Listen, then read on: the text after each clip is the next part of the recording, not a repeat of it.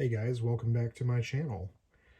Just wanted to do another quick video on this Taurus 856 3-inch, and I've done a good bit more shooting with it over the past month, and have some pretty interesting observations about it. First thing right off the bat, I've only got about 400 rounds, close to 400 rounds through it, but that's like all the ammo that I had on hand when I bought it. So now I've got to go buy 38 special. So that's fun. Nice and expensive, but anyway. So yeah, I've formulated a pretty good impression of it at this point. After close to 400 rounds. I know that's not very much, but ammo prices being what they are, we do what we have to. But it's a good enough amount of ammo to get a good impression of the gun. And first and foremost, this thing has not skipped a beat. It's really been a joy to shoot, and it's fun to shoot, especially with these grips. It's not painful in the slightest because of the weight. And I shot a lot of wad cutters through it that I had, and the wad cutters out of any 38 special whatever revolver are going to be pleasant, but especially out of this, it's very nice. But I shot all those up, so I'm going to have to get some more.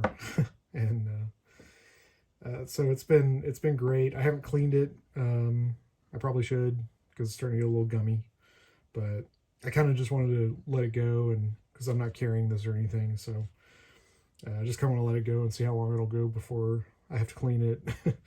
But it's working really great. I got snap caps in it. That's what those are, not live ammo. So, but yeah, the trigger pull has improved quite a bit. It's still pretty heavy, because I haven't changed the mainspring out. I was thinking about doing that, but I just want to leave it stock, from the factory weight. It's the most reliable ignition, hitting those primers. Probably could get away with a lesser weight spring, but I'll just leave it alone. And I'm glad I did, because actually, while it's still heavy, it's smoothed up quite a bit. And pretty nice. I really like it. It's really easy to pull through. Again, I don't shoot these in single action, so whatever. Here you go. It hasn't changed at all. It's still pretty heavy, actually. Not a very good single action, to be honest, but again, I don't care, because I don't shoot single action. In fact, I wish this didn't even have a spur. I might grind it off, I'm not gonna lie. If I do consider carrying this, it's gonna be a while before I actually trust it enough. I mean, it's probably gonna be fine, but I don't know. I'd like to get several hundred more rounds through it at least, and before I actually consider carrying it. I do have a holster for it that I didn't buy, that I reformulated out of another piece of Kydex a Kydex holster that I had. This was originally for a K-frame, which started off as a 4-inch K-frame, and then I cut it down to a 3-inch K-frame, as you can see by that poor Dremel job there. And then for this, I took all the hardware out, and I just reformulated. I took a heat gun and just kind of not very carefully reformed it a little bit, and it fits pretty good now. Like it's nice and snug. So if I did want to carry in this, I could. It's not the best for appendix carry, because it doesn't really have a way to tuck the grip in like a claw to tuck it into the body. So it kind of wants to jut out like that. That's kind of annoying. But it's, if I did carry this, I'd probably put some shorter grips on it, and that would fix that. Or I could just trim these down. I started doing that a long time ago, before I even got this revolver, and I could do it more probably. But I like the way they look, so I kind of want to leave it alone. What else? I I have mostly been shooting this at shorter to intermediate distances, 7 yards, 10 yards, 15 yards. The sights are dead on. I think I mentioned in my last video, or my first video with this, the sights are dead on at those distances. They really work great. I will say none of these screws are coming loose or anything. Sorry, I'm out of camera. Front sight is still perfectly tight. Nothing's going on with it. It's just chugging right along. And but I did, as I mentioned, shoot it at those distances mainly. And then the last range session I went yesterday and took another 80 or 90 rounds that I had, and I did some 25-yard shooting. And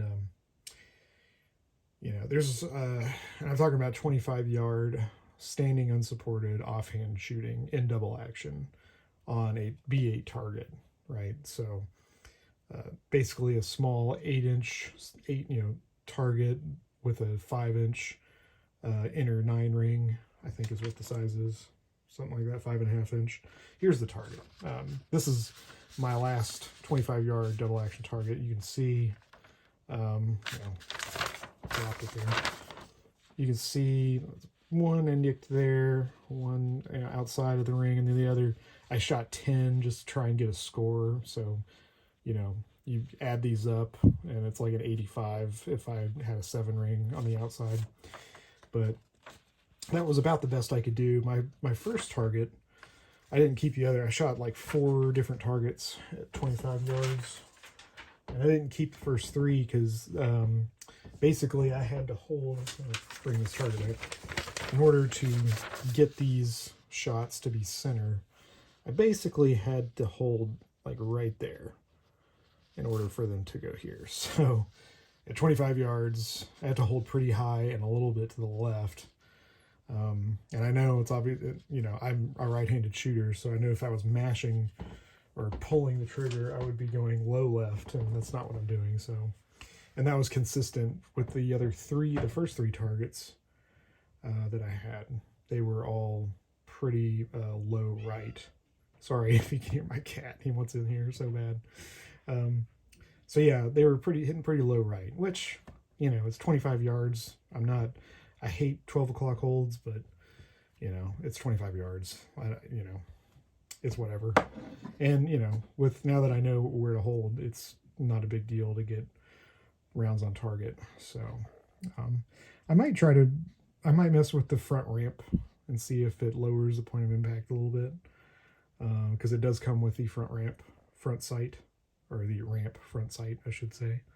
Might be a little bit shorter or taller. I don't remember which direction you have to go to lower impact, but well, let's see what else is there. That's pretty much I shot a good bit 25 yesterday, and then a lot of just up close shooting, just kind of getting it working the trigger pretty good and trying to see how quick I could get some splits and stuff. Not that I can really get fast splits with this thing, but it's a lot of fun to shoot. I'm really enjoying having a sort of medium to small size revolver like this. That's a 6 shot, not a 5 shot. I kind of dig that for obvious reasons. I mean, it's one more shot, and it's kind of a nice little Goldilocks size gun. So, yeah, that's really the only update I have, and I wanted to just do a video on it again because I like the gun, and who doesn't like making gun videos? So I did put a little skateboard tape on the bottom if you're wondering what that is. Actually, it's a little bit of Talon grip tape and the sandpaper type, and that's just to keep my support hand from sliding. I like to really build pressure right there with any gun I shoot, so that's what that's for. I don't really care what it looks like. It's a beater gun for the most part. It's not a nice classic Smith or Colt or anything, so I don't feel quite so bad about doing stuff like that to it and keeping it dirty. So it works great so far. We'll see how it goes. I'm hopefully going to shoot it a good bit more, and we'll see how it goes. I hope you all like the video, and I'm going to ask a quick little thing here at the end. Um, and this is kind of a personal thing, and I would appreciate it if you guys would go to the link in my description of this video to this GoFundMe that I've set up for my girlfriend's father. He's currently dealing with cancer. He doesn't have insurance.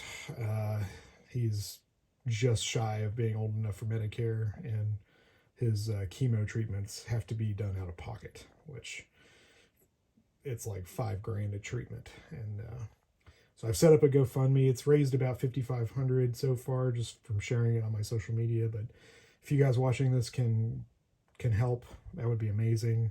He's still got several more treatments. I think he's done a few already, and he's hanging in there. And he's a tough old guy.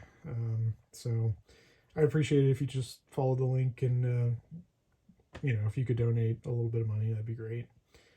If not, no big deal. It's it's hard to ask for anything like that. So anyway, I'll end it there, and I appreciate you guys for watching.